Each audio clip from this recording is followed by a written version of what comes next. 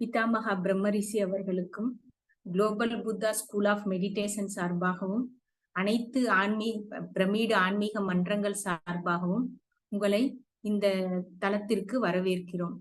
இன்னைக்கு நாம பார்க்க போறது பத்ரிஜியோட 5 விரல் கான்செப்ட் தான். இன்னைக்கு நம்ம 9வது கருத்தை நாம பார்க்க போறோம். அது என்னன்னா, முதல் கருத்து சுண்டு விரல் சிரவணம். சிரவணம் அப்படிங்கிறது நம்ம நம்ம ஆன்மீக பாடங்களை நாம கேட்கறதான் சிரவணம் அப்படிங்கிறோம்.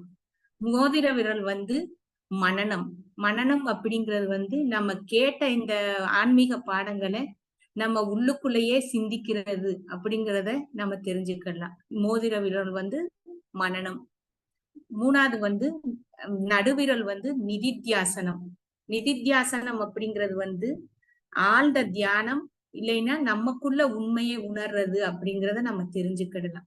4வது சஹஸ்ரகாரா அப்படிங்கிறது சஹஸ்ரா அப்படிங்கிற நிலை அதாவது இது நம்மளோட நேரடி அனுபவத்தையும் நமக்குள்ள உண்மைய என்ன நடக்குது அப்படிங்கிற அனுபவத்தையும் நம்மளால தெரிஞ்சுக்கலாம். ஆள்காட்டி விரல் சக்சட்காரா அப்படிங்கிறதையும் நம்ம தெரிஞ்சுக்கலாம். அடுத்த கடைசி கட்டை விரல் லோக கல்யாணம். அதாவது மத்தவங்களுக்கு நாம செய்யற சேவையத்தான் லோக கல்யாணம் அப்படிங்கிறோம். இப்ப நாம இந்த 5 விரல் கருத்துல முதல் சிரவணத்தை பத்தி நாம தெரிஞ்சுக்கலாம். அதாவது சஹஸ்ரா அப்படிங்கிற நடக்கிறது எப்படின்னா, அந்த சஹஸ்ரா அப்படிங்கிற நிலை நடக்கலைன்னா லோக கல்யாணம் அப்படிங்கிற நிலையே நம்மளால அடைய முடியாது, பெறவும் முடியாது அப்படிங்கிறாங்க. இந்த சஹஸ்ராவை நாம எப்படி அடையணும்னா, நமக்குள்ள தொடர்ந்து தியானம் அப்படிங்கிற பயிற்சி மூலம்தான் நம்மளால சஹஸ்ரா அப்படிங்கிற நிலையை நம்மளால அடைய முடியும். இந்த தியானம் அப்படிங்கிறது நமக்கு எப்படி கிடைக்கணும்னா, மனனம் அப்படிங்கிற அந்த புரிதல் நம்ம சிந்தித்து அந்த அந்த ஆழ்ந்து அந்த சிந்தனையிலேயும் நம்ம அந்த சிந்தனையை செலுத்துறப்பதான் அந்த தியானம் அப்படிங்கிற நிலை உருவாகும். இந்த மனனம் அப்படிங்கிறது உருவாகணும்னா நாம எந்த விஷயத்தையும் நம்ம காது மூலம் கேட்கிறப்பதான் அந்த செயலை தான் நம்ம யோசிக்க வைக்கிறது. இந்த மனனம் அப்படிங்கிறது சிரவணம் அப்படிங்கறது நடந்தாதான் இந்த தியானம் அப்படிங்கிறதும் கைகூடும். அதே மாதிரி தியானம் கைகூடுனதும் சஹஸ்ராங்கிற நிலையும் நமக்கு வரும். அந்த சஹஸ்ரா முழுமை அடைஞ்ச பிறகுதான் இந்த லோக கல்யாணம் அப்படிங்கிறதே நடைபெறும் அப்படிங்கறத நம்ம தெரிஞ்சுக்கலாம். சிரவணம் அப்படிங்கிறது என்ன எப்படி தெரிஞ்சுக்கணும்னா, இந்த பயிற்சி எப்படி எடுத்துக்கணும்னா, அதாவது நம்ம காதுகளை மௌனம் அப்படிங்கிறத நம்ம கடைபிடிக்கணும். நாம மத்தவங்க பேசுறத நாம கேக்குறதுக்காக நம்ம வாயை மூடிக்கிட்டு மௌனமா இருந்து அவங்க பேசுறத நம்ம காதுகள் 2ஐயும் திறந்து வச்சுக்கிட்டு நாம கான்சென்ட்ரேஷனோட அவங்க சொல்றத கேக்குறப்பதான் அந்த சிரவணம் அப்படிங்கிற செயல் நடக்கும் அப்படிங்கறத நம்ம தெரிஞ்சுக்கலாம். இதுக்கு ஒரு கதை இருக்கு. அதாவது கிசா கௌதமி அப்படிங்கிற ஒரு பெண் ரொம்ப ஒரு கிராமத்துல இருக்காங்க. அவங்களோட 4 வயது குழந்தை திடீர்னு இறந்து போகுது. அந்த இறப்பு அவங்களால தாங்கிக்கவே முடியல. அதை நினைச்சு ரொம்ப ஃபீல் பண்ணி அவங்க ரொம்ப அழுது வருத்தப்பட்டுக்கிட்டு இருக்காங்க. பக்கத்துல இருக்க எல்லார்ட்டையும் என்னோட குழந்தைய திரும்ப மீட்டெடுக்க முடியுமா அப்படிங்கிற அந்த ஆழ்ந்த சிந்தனையிலேயே எல்லார்ட்டையும் போய் மன்றாடி கேக்குறாங்க. என் குழந்தைய திரும்ப உயிரோட மீட்டு கொடுத்துருங்க அப்படிங்கிற நினைப்புலயே அவங்க திரும்ப திரும்ப கேக்குறப்ப அவங்களுக்கு அந்த வருத்தம் அவங்களோட வருத்தமும் அந்த குழந்தையோட இறப்பு எப்படியா திரும்ப உயிர் பெற்று வந்துடணும் அப்படிங்கிற அந்த குணத்திலேயே எல்லாத்தையும் மன்றாடி கேக்குறப்ப அந்த கிராமத்துல இருக்க எல்லாருமே அவங்களோட இயலாமைய வெளிப்படுத்துறாங்க. எங்களால இந்த குழந்தையை உயிர் பெற்று தர முடியாது, ஆனா இதுக்கு ஒருத்தங்க இருக்காங்க. அதாவது எல்லா நிலையிலையும் உயர்ந்த மேன்மையான அடைந்த நிறைய பிரபலம் அடைஞ்சவங்களாவும் ரொம்ப கருணையும் ஞானமும் இருக்கிற ஒருத்தங்க இருக்காங்க, அவங்க கிட்ட வேணா போங்க அப்படின்ட்டு இவங்கள ஒரு கருத்து சொல்லி அவங்க அனுப்புறாங்க. அந்த நபர் யாருன்னா புத்தர். புத்தர்கிட்ட உடனே இவங்க அவங்க சொன்னதும், சரி நமக்கு அங்க போனா நம்ம குழந்தை உயிர் பெற்று திரும்ப மீட்டெடலாம் அப்படிங்கிற நினைப்புல அவங்க குழந்தையும் சேர்த்து தூக்கிட்டு புத்தர்கிட்ட போறாங்க. புத்தர் வந்து அந்த கிராமத்துல இருக்க புறநகர் பகுதியில தான் அவங்க தங்கி இருக்காங்க. இவங்க போறப்ப புத்தர் வந்து தியானத்துல இருக்காங்க. தியானத்துல இருக்காங்க அப்படிங்கறதுக்காக இவங்க காத்திருந்து நிதானமா அவங்க கண் திறந்து பார்த்து என்னன்னு வினவுறாங்க. புத்தர் வந்து கேக்குறாங்க. அப்ப வந்து என்னோட குழந்தை இப்படி திடீர்னு இறந்து போச்சு. என் குழந்தைய வந்து நீங்க எப்படியா திரும்ப மீட்டெடுத்து கொடுக்கணும் உயிரோட அப்படின்னு அவங்க ரொம்ப மன்றாடுறாங்க. இத தெரிஞ்சுக்கிட்ட புத்தர் வந்து நான் ஒண்ணு கேக்குறேன், நீ அதை செஞ்சேன்னா உன் குழந்தைய நான் மீட்டெடுக்கலாம் அப்படின்னு அவங்க ஒரு கருத்தை சொல்றாங்க. அது என்னன்னா, இந்த கிராமத்துல போய் யாரு வீட்டுல இறப்பு அப்படிங்கிற நிகழ்வு நடக்கலையோ அவங்க வீட்டுல இருந்து ஒரே ஒரு கடுகு மட்டும் வாங்கிட்டு வந்தேன்னா உன்னோட குழந்தைய உயிரோட மீட்டலாம் அப்படின்னு இவங்க சொல்லி அனுப்புறாங்க. அப்படி சொன்னதும் அவங்களும் உண்மை நம்பி அந்த வேகமாவும் அந்த கிராமத்துல ஒவ்வொரு வீட்டுக்கு போறாங்க. அங்க போனதும் இப்படி ஒரு கடுகு கொடுங்க என் குழந்தைய உயிரோட மீட்டலாம் அப்படின்னு சொல்லியிருக்காங்க அப்படின்னு அவங்களும் கொடுக்க சம்மதிக்கிறாங்க. ஆனா அதுக்கு முன்னாடி உங்க வீட்டுல யாருமே இறந்திருக்க கூடாது அப்படிங்கிறத அவங்க அந்த விஷயத்த சொல்றாங்க. அதாவது நம்ம வீட்டுல இதுக்கு முன்னாடி யாருமே இறந்திருக்க கூடாது, அந்த துக்க செயல் நடக்காத வீட்டுல இருந்துதான் கடுகு வேணும் அப்படிங்கறது கேட்டதும் அவங்க அப்படியே ஆச்சரியப்பட்டு, இல்ல எங்க வீட்டுல சில மாசங்களுக்கு முன்னாடிதான் எங்களோட தந்தையார் இறந்தாரு அப்படின்னு ஒரு வீட்டுல சொல்றாங்க. அதுக்கப்புறம் அடுத்த வீட்டுக்கு போறாங்க. அவங்களும் குடுக்க முன் வந்துட்டு, இல்ல சில வருஷங்களுக்கு முன்னாடி எங்களோட பாட்டி இறந்தாங்க. இப்படி கிராமத்துல இருக்க எல்லார் வீட்டுக்கும் அவங்க போய் போய் கேக்குறப்ப எல்லாரு வீட்லயும் ஏதாவது ஒரு வகையில ஒரு மரணம் அப்படிங்கிறது நிகழ்ந்திருக்கு. ஏதோ ஒரு காரணத்தினால ஏதோ ஒரு சூழ்நிலையில மரணம் அப்படிங்கிறது நிகழ்ந்தது.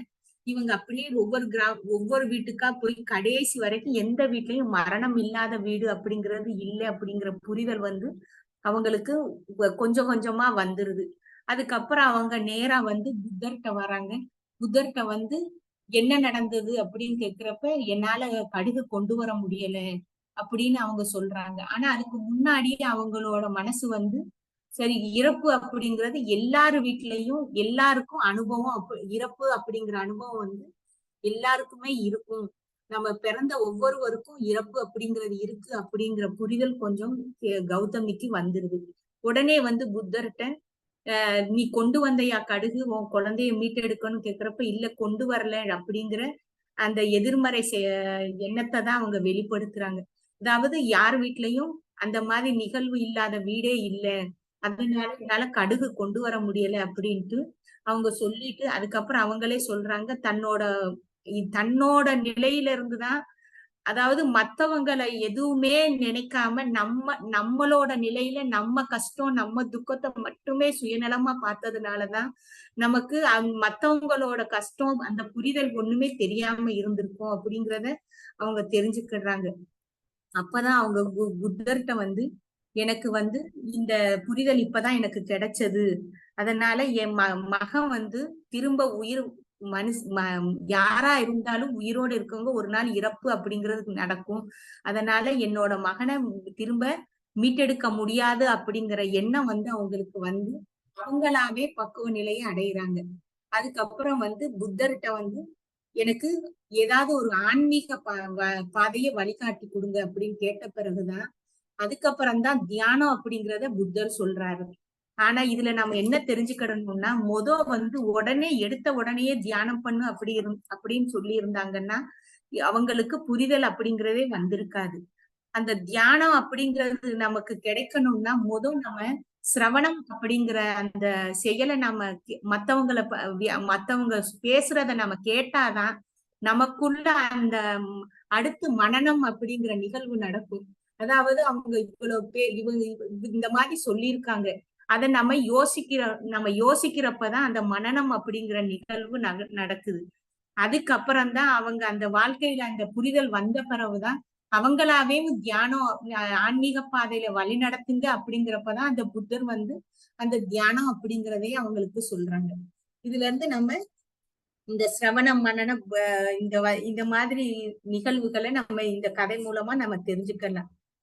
எடுத்ததுமேவும் கிசா கௌதமிக்கு வந்து சிரவணத்தை தான் கத்து கொடுத்தாரு புத்தர் வந்து அந்த சிரவணத்தின் மூலமா அவங்க அந்த மத்தவங்கள்ட்ட போய் அவங்களோட அனுபவங்களை கேட்டதன் மூலமா அவங்களோட துக்கத்துல இருந்து அவங்க விடுபட்டு, அவங்க அந்த துக்கத்துல இருந்து விடுபட்ட உடனே எல்லா அதுக்கு அடுத்துதான் அந்த தியானம் அப்படிங்கிறது கைகூடுது. அதனாலதான் எல்லாருக்குமே முதையே எடுத்ததும் நீங்க தியானம் பண்ணுங்க அப்படிங்கிறது எல்லாராலையும் செய்ய முடியாது. அந்த அறிவை புகுத்துனது இந்த இடத்துல கிசா கௌதமிக்கு புத்தர் இந்த மாதிரி அவங்கள இம்ப்ளிமெண்ட் பண்றாங்க. இதுக்கு அப்புறம் தான் கிசா கௌதமி அந்த ஆனாபான சத்தி அப்படிங்கிற தியானத்தையே அவங்க புத்தர்கிட்ட இருந்து கத்துக்கிட்டு, அதுக்கப்புறம் அவங்க நிறைய அந்த தியானம் பண்ணி அந்த தியானத்தினாலதான் சகஸ்ரா அப்படிங்கிற நிலைக்கு வர்றாங்க. அந்த சகஸ்ரா அப்படிங்கிற நிலைக்கு வந்த பிறகுதான் அவங்களால மத்தவங்களுக்கும் லோக கல்யாணம் அப்படிங்கிற செயலை நடைமுறைப்படுத்துறாங்க. நாம இவ்வளவு கஷ்டம் துக்கத்துல இருந்து நம்மளால இந்த தியானத்தின் மூலமா வெளிவர முடிஞ்சத நாம மத்தவங்களுக்கு சொல்லி அவங்களையும் இந்த நிலைக்கு சகஸ்ரா அப்படிங்கிற நிலைக்கு வர வைக்கலாம் அப்படிங்கிறத இந்த இந்த இடத்துல நம்ம தெரிஞ்சுக்கலாம். அதுக்கப்புறம் இன்னொரு ஒரு சின்ன கதை யசோதரா அப்படிங்கிறவங்க புத்தரோட மனைவி, நம்ம எல்லாருக்கும் தெரியும். யசோதரா அவங்க அவங்களுக்கு 13 வருஷம் குழந்தை இல்லை. 13 வருஷம் கழிச்சு அவங்களுக்கு குழந்தை பிறந்த அன்னைக்கு நைட்டேவும் புத்தர் திடீர்னு காட்டுக்கு போயிடுறாங்க. அதாவது எதனால அப்படிங்கறது தெரியாமையும் யசோதரா தன்னோட குழந்தை பெத்து இத்தனை வருஷம் கழிச்சு குழந்தை பிறந்திருக்கு அப்படிங்கிற சந்தோஷத்தையும் அவங்களால அனுபவிக்க முடியல. தன்னோட பிரியமான கணவன் திடீர்னு காட்டுக்கு போனதையும் ஏத்துக்க முடியாம ரொம்ப வருத்தம், கோபம், ஆற்றாமை, அந்த இயலாமை எல்லாத்தையும் சேர்த்து அவங்க ஒரு மாதிரி என்ன செய்யணும்னே தெரியாத நிலையில ஒரு மாதிரி ஒரு டிப்ரெஷன்லயே இருக்காங்க. அந்த நேரத்துல அவங்க என்ன செய்யணும் அப்படிங்கிற புரிதல் கூட இல்லாம இருக்கிறப்பதான் அவங்க அவங்க அந்த அது எப்படி நடக்குதுன்னா புத்தர் ஏன் காட்டுக்கு போறாரு அப்படிங்கறத நம்ம தெரிஞ்சுக்கலாம். திடீர்னு அவங்க எப்பயுமே புத்தர் பிறந்ததுல இருந்து பெரிய ராஜாவாவும் நல்ல வசதியான வாழ்க்கையிலேயே வாழ்ந்திருக்கிறதுனால, அதாவது இறப்பு, நோயில இருக்கிறவங்களையும் வயசானவங்களையும் அவங்க பார்த்ததே இல்லை. திடீர்னு ஒரு நாள் தேரோட்டியோட வெளியே வர்றப்பதான் எதுக்க ஒரு நோயாளி மனிதனையும் ஒரு முதியவரையும் ஒரு இறந்த சடலத்தையும் அவங்க கண்ணால பாக்குறாங்க. இதெல்லாம் எப்படி நிகழ்ந்தது அப்படின்னு அன்னைக்குதான் முத அவங்க பார்த்துட்டு யோசிக்கிறப்பதான் இதெல்லாம் ஏன் நிகழுது அப்படிங்கிற எண்ணம் வந்த பிறகுதான் அவரால அந்த எண்ணத்துல இருந்து வெளியே வர முடியல. அப்ப அந்த தேரோட்டி தான் அவங்களுக்கு இது எல்லாருக்குமே மனிதனா பிறந்த எல்லாருக்குமே இந்த நிகழ்வு நடக்கும். யாருமே இதுல இருந்து விடுபட முடியாது அப்படிங்கறத அவங்க சொல்றாங்க. அந்த அந்த செயலை பார்த்துட்டுதான் அவரால இதுக்கு என்ன விடைன்னு தெரிஞ்சுக்கிறதுக்குதான் திடீர்னு அவங்க வீட்டை அரண்மனையை விட்டு காட்டுக்கு போயிடுறாங்க. இந்த சூழ்நிலையிலதான் யசோதரா அந்த இந்த மாதிரி அந்த கஷ்டத்தை அனுபவிச்சுட்டு இருக்கப்ப அவங்க புத்தரோட இந்த செயல் யசோதராவை ரொம்ப நிலைகுலைய செய்யுது. எந்நேரமும் அந்த குழந்தை பிறந்த சந்தோஷமே இல்லாம கணவன் வெளியே போனதுனால எதுலயுமே ஈடுபாடு இல்லாம எல்லார் மேலயும் கோபப்படுறதும், யார பார்த்தாலும் கோபப்படுறது, திரும்ப அவங்க கிட்ட தன்னோட ஆற்றாமைய சொல்லி அழுறது, இந்த மாதிரியே இருக்காங்க. ரொம்ப நாள் இப்படி இருந்ததுனால அவங்களோட புத்தரோட அம்மா பிரஜாபதி நீ இப்படியே இருந்தேன்னா நீ திரும்ப இயல்பு நிலைக்கு உன்னால வர முடியாது. நீ மத்தவங்கள்ட்ட பேசி உன்னோட அனுபவத்தையும் பகிர்ந்துகிட்டாதான் சத்சங்கம் அப்படிங்கிற அந்த அந்த அந்த இதுல இருந்தாதான் நீ உன்னோட இயல்பு நிலைக்கு வரலாம் அப்படிங்கறது அவங்களுக்கு எடுத்து சொல்றாங்க. அதுக்கப்புறம் தான் அவங்க அரண்மனையிலேயே ராணியா இருக்கிறதுனால அந்த ஊர்ல இருக்கவங்களை கொஞ்சம் பேரை அவங்க அரண்மனை தோட்டத்துக்கு அந்த பெண்களை வரவழைச்சு இவங்களோட அனுபவத்தை சொல்ல சொல்லி இவங்க தன்னோட அனுபவத்தை எல்லாம் சொல்றாங்க. இப்படி எனக்கு கஷ்டம் வந்தது அந்த மாதிரி. அதுக்கப்புறம் அந்த சுத்தி இருக்கிற எல்லா பெண்களும் சேர்ந்து அவங்க வீட்டுல நடந்த எல்லா துக்ககரமான நிகழ்ச்சி, அவங்க அனுபவங்கள், என்னென்ன மாதிரி அவங்க இருந்திருக்காங்க, என்னென்ன மாதிரி கஷ்டம் எல்லாம் வந்திருக்கு அப்படிங்கிற ஒவ்வொரு பெண்களா சொல்லதான் இவங்களுக்குள்ள ஒரு மாற்றம் நடக்குது. அதாவது இவங்க சிரவணம் அப்படிங்கறத அந்த இடத்துல அவங்க இம்ப்ளிமெண்ட் பண்ணதுனாலதான் அவங்க சொல்ற அந்த வார்த்தைகள், அந்த துக்கம், அந்த சம்பவங்களை கேக்குறப்ப வந்து தன்னோட துக்கம் வந்து அவ்வளவு பெருசா அவங்களுக்கு தோணாம அது குறைய தொடங்குது. அதாவது இதெல்லாம் நம்மளை விட எவ்வளவோ கஷ்டப்படுறாங்க, அவங்க அவங்க கஷ்டத்தை விட நம்ம கஷ்டம் வந்து ரொம்ப ஒண்ணுமே இல்லை அப்படிங்கிற நிலைக்கு அவங்களால வர முடியுது.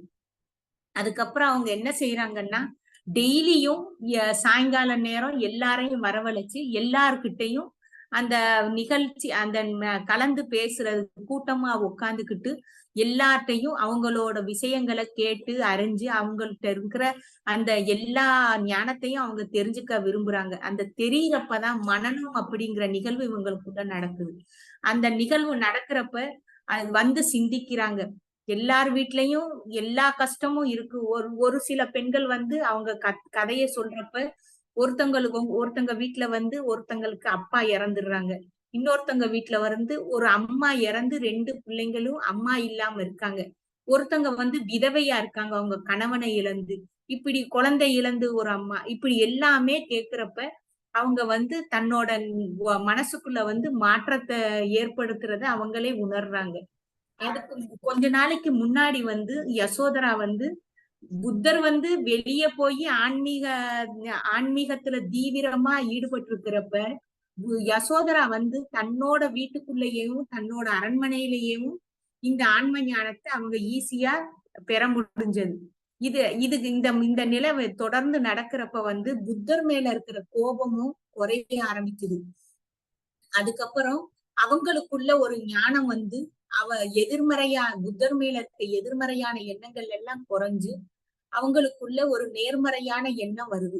அப்பதான் எப்படியாவது என்னைக்காவது ஒரு நாளைக்கு புத்தர் நம்மளை தேடி வருவாங்க, நம்ம குழந்தைய பாப்பாங்க அப்படிங்கிற நம்பிக்கை வந்து அவங்களுக்குள்ள விதையா இருக்கு. அந்த சமயத்துல வந்து என்னைக்கா இருந்தாலும் நமக்கு தேடி வருவாங்க, நம்ம குழந்தைய பாப்பாங்க அப்படிங்கிற திருப்தியிலையும் அவங்களோட மனசு வந்து ரொம்ப ரிலாக்ஸாவும் பழைய கஷ்டத்துல இருந்து விடுபட்டு அவங்களும் ஆன்ம நிலைய அடைய ஆரம்பிச்சிடுறாங்க. இந்த சமயத்துல வந்து புத்தரோட அப்பா சுத்தோதனர் வந்து மகன் வந்து இந்த ராஜ்யத்தை விட்டுட்டு இப்படி ஆன்மீக செயல்ல ஈடுபட்டதுனால அவர் புத்தர் மேல ரொம்ப கோபமா இருக்காங்க. அந்த கோபத்தினால மருமகளான அந்த யசோதராவை மறுமணம் செஞ்சுக்கிட சொல்லி வற்புறுத்துறாங்க. அந்த வற்புறுத்துறப்ப அவங்க யசோதரா வந்து இப்ப இருக்கிற இந்த சூழ்நிலையில அவங்க வந்து குணம் எல்லாமே மாறி அவங்க புத்தர் மேல இருக்கிற அந்த ஆத்மார்த்தமான அன்பு திரும்ப வெளிப்பட்டதும் என்னைக்குனாலும் வருவாங்க அப்படிங்கறத அவங்க தெரிஞ்சுக்கிட்டு நான் மறுமணம் செய்ய மறுத்துடுறாங்க. இந்த மாதிரி சமயத்துலதான் அவங்களோட இயல்பு நிலைக்கு வந்ததை பாக்குறப்ப நாம சிரவணம், மனனம், நிதித்தியாசனம் அப்படிங்கிற தியானத்தின் மூலமா அவங்க வந்து பக்குவம் அடைய முடிஞ்சது அப்படிங்கிறத நம்ம தெரிஞ்சுக்கலாம். இதை தேடி இவங்க புத்தர் வந்து வெளியே சென்றுதான் நம்ம இந்த ஆன்மீகத்துல இந்த மாதிரி விஷயத்த அவங்க பல குருகள்கிட்ட போய் கத்துக்கிறாங்க. ஆனா யசோதரா வந்து வீட்டுக்குள்ளேயே இருந்துகிட்டு ஊர்ல அந்த பக்கத்துல இருக்க பெண்களோட அனுபவங்களை கேட்டேவும் இந்த நிலைக்கு வந்திருக்காங்க அப்படிங்கறத நம்மளால புரிஞ்சுக்க முடியும். ஆனா இதுல நம்ம என்ன புரிஞ்சுக்கிறோம்னா, நம்ம எப்பவுமே சிரவணம் அப்படிங்கிற பயிற்சி நம்ம செய்யறப்பதான் அந்த மனனம் அப்படிங்கிற அந்த உறுதியான நம்ம என்ன சிரவணத்தை கேட்டோமோ அதை நம்ம யோசிச்சு ஆழ்ந்து அதுல என்ன விஷயம் இருக்குன்னு நம்ம தெரிஞ்சுக்கிட்டு அதை நம்ம இம்ப்ளிமெண்ட் பண்றதுக்காக நம்ம தியானம் அப்படிங்கிற நிகழ்வுக்கு நாங்க போறோம். அந்த தியானம் நம்ம தீவிரமா ஆத்மார்த்தமா செய்யறப்பதான் நமக்குள்ள சகஸ்ரா அப்படிங்கிற நிலை நமக்குள்ள உருவாகும். அந்த சகஸ்ரா அப்படிங்கிற நிலை வந்து உருவானதும் தான் நம்ம லோக கல்யாணம் அப்படிங்கிற செயலை நம்ம செய்வோம். அதாவது நமக்கு வந்து எவ்வளவு நல்லது நடந்திருக்கு, இந்த தியானத்தின் மூலமா நமக்கு எவ்வளவு நன்மைகள் கிடைச்சிருக்கு, இது எல்லாமேவும் மத்தவங்களுக்கும் கிடைக்கணும் அப்படிங்கிற எண்ணம் நமக்கு மேலோங்கி நாம மத்தவங்களுக்கு இந்த செயலை சொல்லி கொடுத்தும் அந்த அனுபவங்களையும் அவங்களுக்கு பெற வைக்க முடியும் அப்படிங்கறத நம்ம தெரிஞ்சுக்கலாம். இதையேவும் நம்ம யதார்த்தமா எப்படி தெரிஞ்சுக்கிறோம் அப்படின்னா, இப்ப ஒரு ரொட்டி செய்யறத பத்தி நம்ம பார்ப்போம். இப்ப ரொட்டி எப்படி செய்யறோம்னா கோதுமையை சேகரிக்கணும். அந்த கோதுமையை நம்ம சேகரிச்சு அதுதான் சிரவணம் அப்படின்னு வச்சுக்கிடணும். அதுக்கப்புறம் அந்த கோதுமைய நல்லா இடிச்சு அரைச்சு மாவாக்குறது தான் மனனம். அந்த செயலை நம்ம அந்த மாதிரி நம்ம புரிஞ்சுக்கிடணும். அந்த மாவை வந்து நம்ம ரொட்டியா தயாரிக்கிறப்பதான் தியானம் அப்படிங்கிற நிதித்தியாசனம் நடக்குது. அந்த அந்த ரொட்டி செஞ்சத நம்ம சாப்பிடுறப்ப வந்து அந்த சகஸ்ரா அப்படிங்கிற நிலை உருவாகுது. இது எல்லாத்தையும் சேர்த்துதான் இந்த லோக கல்யாணம் அப்படிங்கிற நடக்குது அப்படிங்கறத நம்ம புரிஞ்சுக்க முடியும். அதாவது மத்தவங்களுக்கு இந்த செஞ்ச ரொட்டிய மத்தவங்க நாம சாப்பிட்டுட்டு மத்தவங்களுக்கும் பகிர்றதுதான் லோக கல்யாணம். இததான் ஈஸியா நம்ம இந்த மாதிரி முறையிலையும் எடுத்துக்கிடலாம் அப்படின்னு பத்ரிஜி சொல்லியிருக்காங்க.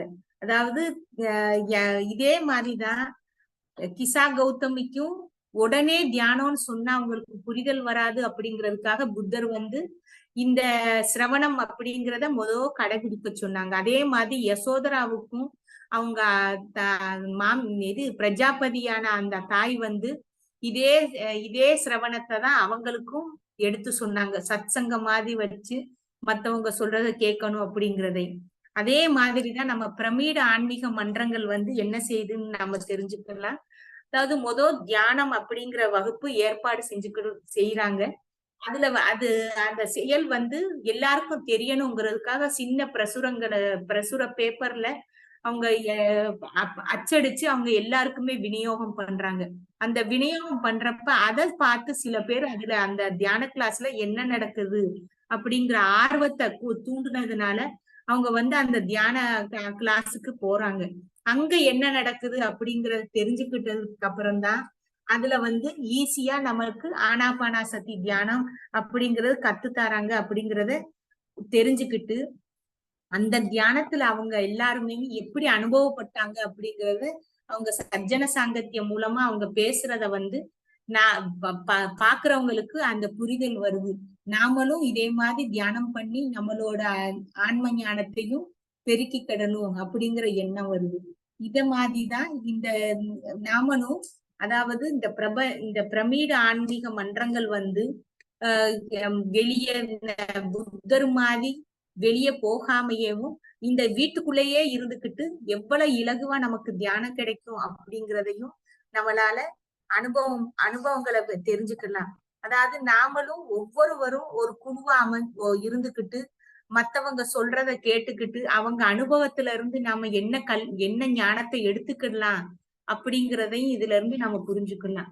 அதுக்கப்புறம் நம்ம இந்த மாதிரி அனுபவங்களை கேட்கிறப்ப நம்ம வந்து எல்லாமே நமக்கு தெரியும், நமக்கு தெரியாதது எதுவுமே இல்லை அப்படிங்கிறது நம்ம தெரிஞ்சு வச்சிருக்கோம். ஆனா அது கிடையவே கிடையாது.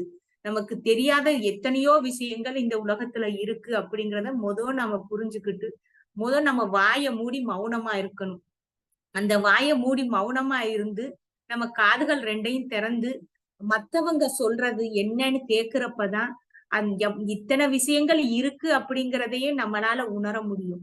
அந்த உணர்வு அதாவது ஒருமித்த அதாவது ஒன்றி அதாவது விழிப்புணர்வோட அந்த உணர்வை வந்து நம்ம கேக்குறப்பதான் அத வந்து நம்ம எப்படி செயல்படுத்தலாம் அப்படிங்கிறதையும் நம்மளால அந்த தியானம் மூலமா தான் நம்ம இதெல்லாம் கிடைக்கும் அப்படிங்கிறதையும் நம்மளால அந்த ஞானத்தை எடுத்துக்க முடியும். அதுக்கப்புறம் இது நம்ம குழுவா சேர்ந்து எல்லாம் செய்யறோம் அப்படின்ட்டு அதுக்காக ஒரு சூதாட்ட கிளப்ல போய் 10 பேர் உட்காந்துக்கிட்டு சூதாடினாங்கன்னா அந்த சூதாட்டம் வந்து 10 பேர் உட்கார்ந்து எல்லாரும் கலந்து பேசணும்னு தானே சொல்லியிருக்காங்க. அதனால நம்ம இப்படி சூதாடி அந்த பணம் வந்து விரயமாகுமே தவிர நமக்கு அந்த ஞானம் கிடைக்காது. அதை தவிர்த்து அதே மாதிரி அதாவது ஒரு அதாவது அது என்ன சொல்லுவாங்கன்னா தனியா ஒரு குடிகாரனா இருக்கிறவங்க வந்து குடிய விடணும் அப்படின்னு நினைக்கிறவங்க வந்து தனியா இருந்தாங்கன்னா அது நடக்கவே நடக்காது. அந்த குடிப்பழக்கத்தை வந்து விட முடியாது.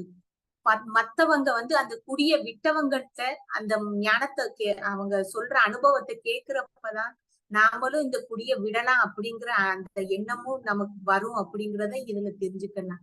அதுக்காக அவங்க சொல்றாங்களே நம்ம சேர்ந்து சீட்டாடி காசை செலவழிச்சு விரயம் பண்றதுதான் நம்ம எல்லாரும் சேர்ந்து செய்யற அந்த அனுபவம் அப்படிங்கறது அந்த அனுபவத்தை நம்ம எடுத்துக்க கூடாது. நம்ம எல்லாருமே நல்ல விஷயங்களையும் நல்ல ஆன்மீக புத்தகங்கள்ல இருக்கிற ஞானத்தையும் நம்ம தெரிஞ்சுக்கிடுறப்பதான் நமக்குள்ள அந்த மாற்றம் அப்படிங்கிறதே நடக்கும். இந்த சிரவணம், மனனம், நிதித்தியாசனம், சகசிராரம், லோக கல்யாணம் இந்த 5மே நமக்கு கிடைக்கும் அப்படிங்கிறதையும் நம்மளால இதுல இருந்து புரிஞ்சுக்க முடியும். இதுதான் இந்த மாதிரி இந்த செயல் நடந்துகிட்டு இருந்ததுனாலதான் யசோதராவும் அவங்க முன்னேறி அவங்களோட கஷ்டத்துல இருந்து வெளிவந்தாங்க. அதாவது அதுக்கு 13 வருஷத்துக்கு குழந்தை இல்லாம இருந்து குழந்தை பிறந்தப்பதான் புத்தர் வெளியே போனாங்க. ஆனா அதுக்கு முன்னாடி புத்தரும் யசோதராவும் ஒன்னா இருக்கிறப்ப நிறைய ஆன்மீக விஷயங்களை தான் அவங்க 2 பேருமே கலந்து பேசி ஒரு ஆன்மீக நண்பர்களாகவே வாழ்ந்திருக்காங்க. இந்த அவங்க பிரிஞ்சதுக்கு அப்புறம் அவங்களோட அந்த ஆன்ம ஞானமேவும் அந்த கஷ்டத்துல அவங்களோட துக்கத்துல இருக்கிறப்ப எல்லாமே இல்லாம போனாப்புல ஒரு கொஞ்ச நாள் அவங்க இருக்காங்க. இந்த மக்களா அந்த மத்த பெண்களோட அனுபவங்களை கேட்ட பிறகுதான் அவங்களோட ஆன்ம ஞானம் திரும்பவும் அவங்களுக்கு கிடைக்குது. இந்த மாதிரி சமயத்துல திடீர்னு புத்தர் அந்த அரண்மனைக்கு திரும்ப அவங்க பையனான ரகுலாட்ட அந்த ராஜ்யத்தை ஒப்படைக்கிறாங்க. ஆனா ராஜ்யத்தை ஒப்படைச்சிட்டு திரும்பவும் அவங்க ஆன்மீக இது செயல்களுக்கு ஈடுபட அவங்க கிளம்பிடுறாங்க. அப்ப ரகுலாவும் அந்த ராஜ்யத்தோட இருந்தாலும் கூட அவங்களும் புத்த சங்கத்துல சேர்ந்துடுறாங்க. அதே மாதிரி யசோதராவும் சேர்ந்துடுறாங்க. இந்த மாதிரி அவங்களும் ஆன்மீகத்துல ஈடுபட்டு ஆன்ம ஞானத்தை எல்லா மக்களுக்கும் அதை பரப்புறாங்க அப்படிங்கிறத நாம தெரிஞ்சுக்கலாம். இதே மாதிரிதான் நாமளும் நம்ம பிரமிடு ஆன்மீக மன்றங்கள்ல இருக்கிற மாதிரி நம்ம வீட்டுக்குள்ளேயேவும் எல்லா ஞானத்தையும் நம்ம வீட்டுக்குள்ள இருந்துகிட்டேவும் மத்தவங்களுக்கு எல்லா ஞானத்தையும் கலந்து நம்ம பேசுறப்ப நம்ம சஜ்ஜன சாங்கத்தியத்துல இருக்கிறப்பதான் நம்மளோட அறிவும் இம்ப்ளிமெண்ட் ஆகும். அதே மாதிரி மத்தவங்களோட அனுபவத்தை நம்ம கேட்டு நமக்கு ஞானம் நிறைய வரும் அப்படிங்கிறதையும் நம்ம தெரிஞ்சுக்கலாம். இதோட இன்னைக்கு இந்த டாபிக்க முடிக்கிறேன். இன்னும் கொஞ்சம் இருக்கு. நாளைக்கு நம்ம மீதியை பார்க்கலாம். வணக்கம். தேங்க்யூ. நன்றி ஃப்ரெண்ட்ஸ்.